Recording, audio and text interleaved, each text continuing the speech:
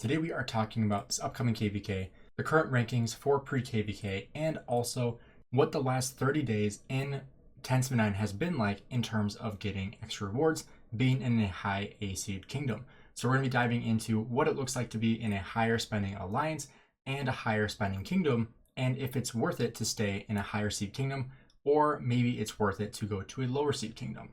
So I have been saving all the alliance gifts I have gotten over the last 31 days to show you guys exactly what it looks like to be in an alliance for 1 month, how much VIP you're going to be getting, and how many gems you get as well. As you can see here, when I go through these alliance gifts, you can see different chests are going to give you different kinds of rewards. And obviously, the more money people are spending, the more rewards you're going to get. And obviously, we do have the Marauder encampments going right now. So in terms of resources, we're getting tons of resources from those. However, we were asked to actually slow down because we were passing up our ally 1188, and they want to make sure they have march speed for this upcoming fight against 1365. And so we actually got a mail from our king Khan to actually slow down Marauder encampments because we were like climbing too fast and beating 1188. And we don't really care too much about the ranks. We'll take the 3% of research speed because we don't have as many whales. So I guess for some players, this is actually beneficial. For myself, it's definitely not, but for 1188, it's going to be more beneficial for them to have the march speed. So in that case, we are actually slowing down, so we don't have as many chests of these that we're actually going to be getting. However, the fight between 2489 and 1846 has been neck and neck for quite a while. This is a huge fight because you're battling for 2% all damage or 1% all damage, both obviously very, very solid. However, these two kingdoms have been going back and forth between their up and down times. So we'll have to see who finishes in the second place spot when a reset hits, which is in about 18 hours at the time of this recording. Now, back to the topic of the video. If I go into here, you can see exactly how many gems and VIP points we have saved up from this 1 month of saving. You can tell by the gem supply here, 31 days worth of gems. So we're going to show you guys exactly how many gems, how much VIP we're going to be gaining, and exactly kind of talking about what it's like to be in a higher spending kingdom, a higher spending alliance, and if that's actually worth the harder KVKs, the more resources you need for KVK, and the more difficult battles. So currently I am VIP 16. I'm 517,000 VIP away from VIP 17. So if I go ahead and go into here, you can see I have 24 1,000 VIP points, which is huge.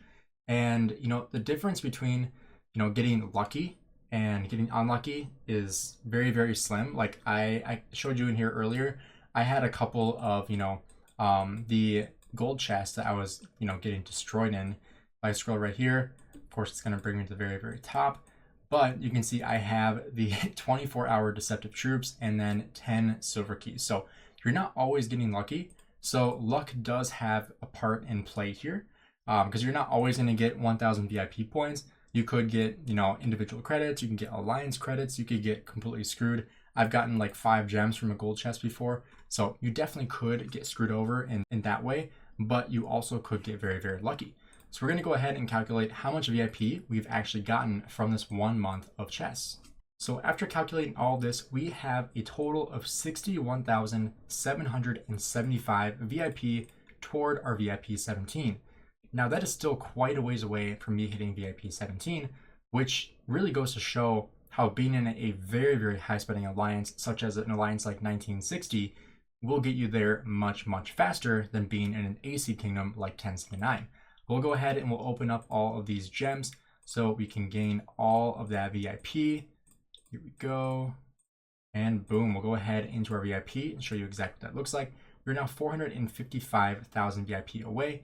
Still quite a ways away. Even if I spent all my gems right now, I would still be, over 1/4 away there. So it's definitely a long ways away. I hit VIP 16 when I got into 1079. I'm at 1,332 days of logging in, which is crazy. And, obviously without spending tons of money, you're not going to get a lot of VIP unless you're in a higher spending alliance, such as in higher A seed or an Imperium kingdom. Now, when looking at the gems, that is the next thing I want to talk about. One thing, however, I do want to bring up is that we did have Marauders during the time of this recording, which will kind of flaw the 10 gems because this really comes from hitting Barbarians. So I'm actually going to waive the 10 gems from the calculation. We can add it at the very end, but I want to show you guys what I got essentially from the alliance. So I'm just going to waive the 10 gems, even though I guarantee you I did get some 10 gem tokens from the alliance. However, I feel like a majority of them came from these ones here. Getting very lucky with the 500 gems and the 200 gems. Still tons of 100 gem tokens as well. But I think a majority of these 10 gems actually came from me hitting barbarians rather than opening them in the alliance chest. So we'll go ahead and we'll calculate all these gems for you and show you exactly what we got. So when calculating all of these gem tokens here, we have a total of 34,250 gems. Now, if we add in the extra 10 tokens, that does put us at 45,230 gems. So we'll go ahead, open up all these. You can see I'm currently at 102,449. So we're going to go ahead and open up all of these gems, which is just great to watch that gem count go up. And boom, we can see we are now at 147,000 gems. However, even if we spend all those gems on VIP, we are still tons of VIP away from reaching VIP 17. In fact, we would be basically 308,000 VIP away from hitting VIP 17, which is just crazy to think about. And getting that all damage is going to be huge when I eventually get there.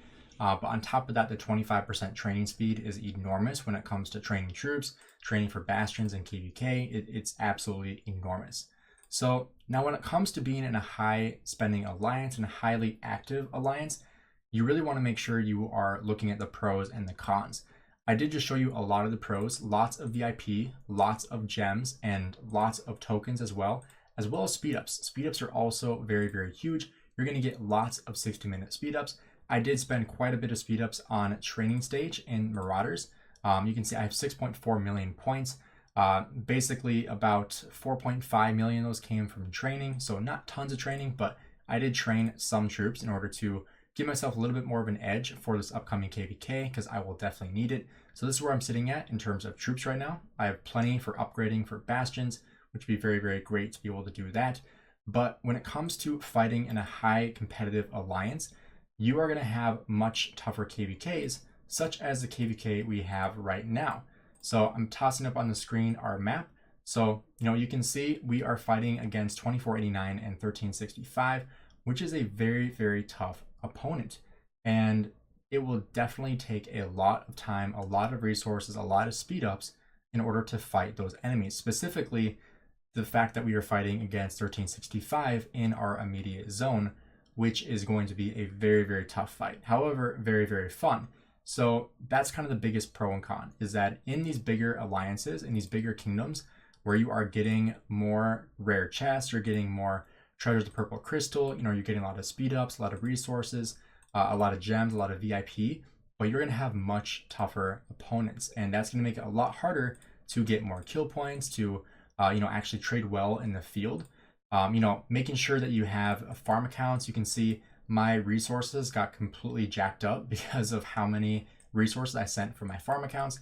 If I show you here, my farm accounts are basically all broke now because I did just finish today actually sending all my resources. So, you can see basically no resources available.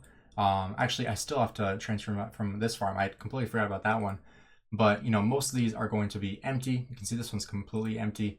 I'm glad I actually scouted this because I probably would have forgotten, but I still have to transfer from this account. So, it's definitely something you have to be very conscious about when it comes to being in these higher Imperium and higher A-seed kingdoms, of what's expected from you as well, because you're going to be much more expected to be there fighting, especially if you are one of the higher powers, one of the higher in kill points as well.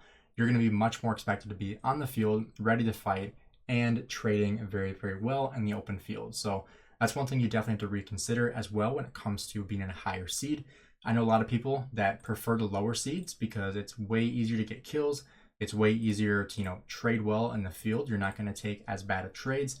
And, it's just a lot easier to make your account look better. And if you're fighting in really tough KVKs against really tough opponents, it's going to be really tough to perform well and, punch above your power essentially. So that's one thing I'm going to be trying to do this KVK, fighting against one of the top kingdoms in the game with 1365. However, we do have some very, very good allies in this KVK with 1188 and 1175 in our camp and 1846 on the other side of our KVK map. But if you guys enjoyed the video, do me a favor, drop a like and subscribe. Let me know what you guys think in the comments below. If you guys think it is worth it being in a higher seed kingdom, or if you prefer being in a lower seed kingdom where you might not get as many gifts and as much VIP or gems, but the fighting is much, much easier, it's much cheaper, and you get better trades. So let me know what you guys think in the comments below, and make sure you guys stay tuned for our upcoming stream. We will be streaming after reset here to make sure we cover entering KVK. So make sure you guys stay tuned for that. We'll try to get streaming right away after reset, but I get off work around, shortly after reset, so it might be a little bit later. But make sure you guys stay tuned for that, so that way you can, join me in getting into the Lost Kingdom, taking a look at the powers, about the kill points, and, just enjoying this KVK. So hope to see many of you guys there. Let me know in the comments below if you guys are planning on making it, and thanks again for checking out the video.